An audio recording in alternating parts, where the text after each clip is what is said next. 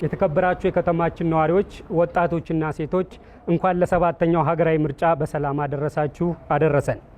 ፓርቲያችን ብልጽግና ባለፉት 5 ዓመታት በከተማችን አዲስ አበባ ያከናወናቸው የልማት ስራዎች የጋራ ጉዟችን ውጤቶች ናቸው። ለከተማችን ነዋሪዎች ሴቶችና ወጣቶች እንዲሁም ለታዳጊ ህጻናት አዲስ አበባን ለዛሬ ለነገና ለመጪው ትውልድ የምትመች የሁሉም ከተማ እንድትሆን ለማድረግ ሰፊ ስራዎች ሰርቷል። እንደ መንግስት ባለፈው የምርጫ ዘመን እንሰራለን ብለን ቃል በገባነው መሰረት የሴቶች የወጣቶችና የህፃናትን ፍትሃዊ ተጠቃሚነት በማረጋገጥ ረገድ በውጤት የታጀበ ተግባር በመፈጸም ቃላችንን የምንጠብቅና ለቃላችን የምንታመን መሆናችንን በተግባር አረጋግጠናል። ውድ የከተማችን ነዋሪዎች ወጣቶችና ሴቶች አካታችነት ፓርቲያችን የሚያከናውናቸው ስራዎች ሁሉ መገለጫ ነው። የሁሉም የልማት ስራዎች ውጤት የሚመዘነው የህዝባችንን የሴቷንና የወጣቱን ተጠቃሚነት ከማረጋገጥ አንጻር ባላቸው ፋይዳ ነው። ፓርቲያችን ባለፉት የለውጥ ዓመታት በፖለቲካ በኢኮኖሚና በማህበራዊ እንቅስቃሴዎች ውስጥ የወጣቶችን ሴቶችና ህፃናትን ሀገር ባለቤት አድርጎ በመስራቱ የከተማችን ወጣቶችና ሴቶች ተሳትፎና ተጠቃሚነት ከመቼውም ጊዜ በላይ ጎልብቷል። የተከበራችሁ የከተማችን ወጣቶችና ሴቶች ወጣቶች የፓርቲያችን ቁልፍ ማዕከል ናቸው። ፓርቲያችን ወጣቶችን የነገ ሀገር ተረካቢ ብቻ ሳይሆን የዛሬይቱ ኢትዮጵያ ዋነኛ የልማት ሞተሮች ናቸው ብሎ ያምናል። በዚህም መሰረት የወጣቶች ፖለቲካዊ ተሳትፎን ከማረጋገጥ አንጻር ወጣቶች ኃላፊነትን በብቃት እንደሚወጡ በማመን በከተማ አስተዳደሩ ከወረዳ እስከ ማዕከል ባለው የአመራር እርከን ውስጥ 70% ወጣት አመራር እንዲሆኑ ተደርጓል።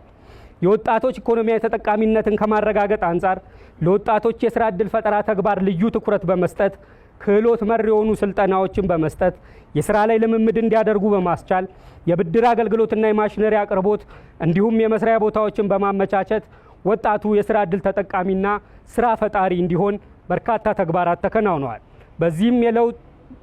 በዚህም ባለፉት የለውጥ ዓመታት ለ2 ሚሊዮን ዜጎች የስራ ዕድል የተፈጠረ ሲሆን የወጣቶች ድርሻ 77% ነው።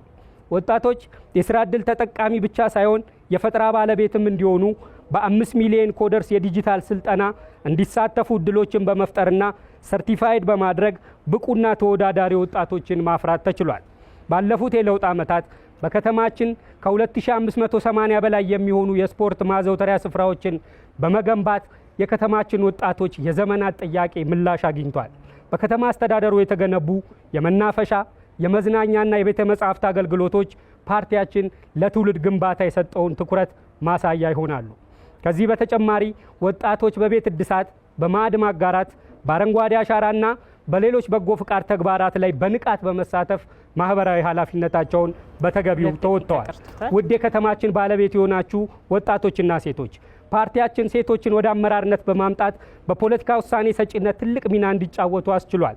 ለዚህም አብነት የሚሆነው የከተማ አስተዳደራችን ከንቲባና በተዋረድ ያሉ ሴት አመራሮቻችን ናቸው። የሴቶች የፖለቲካ ተሳትፎ ሰጪነት ከተሳትፎ የዘለለ ቁልፍ ተቋማትን በመምራት ተረጋግጧል። በኢኮኖሚና በማህበራዊ ዘርፎች የሴቶች ተሳትፎና ተጠቃሚነት ለማረጋገጥ በርካታ ስራዎች ተሰርተዋል። የዚህ አይነተኛ ማሳያ የነገዋ የሴቶች የተሃድሶ የክህሎት ማዕከል ነው። ተጋላጭ ለሆኑ ተስፋ ቆርጠው ጨልሞባቸው ሰብአዊ ክብራቸው ለተነጠቁ ሴቶች የማገገሚያና የክህሎት ማዕከልን በመገንባት የበርካታ ሴቶችን አስከፊ ህይወት መቀየር ተችሏል። ሴቶች መስራት እንዲችሉ የተለያዩ የስራ አማራጮችን በማስፋት በማሰልጠንና ከቴክኖሎጂ ጋር ልምምድ እንዲያደርጉ በማድረግ የመስሪያ ቦታዎችን በማቅረብ በርካታ የእንጀራ ፋብሪካዎችን በመገንባትና የብድር አማራጮችን በማስፋት ባለፉት የለውጥ ዓመታት ከ1 ሚሊዮን በላይ ሴቶች የስራ ዕድል ተፈጥሮላቸዋል። የሴቶች ማህበራዊ ጫናን ለመቀነስ በመንግስት ትምህርት ቤቶች 2 ጊዜ በቀን ለተማሪዎች ምግብ ማቅረብ፣ የትምህርት ቁሳቁስ ድጋፍ ማድረግና በየአካባቢው የህፃናት ማቆያዎችን መገንባት ተችሏል። ውድ የከተማችን ነዋሪዎች ወጣቶችና ሴቶች ምልክታችን የስንዴ ነዶ ነው።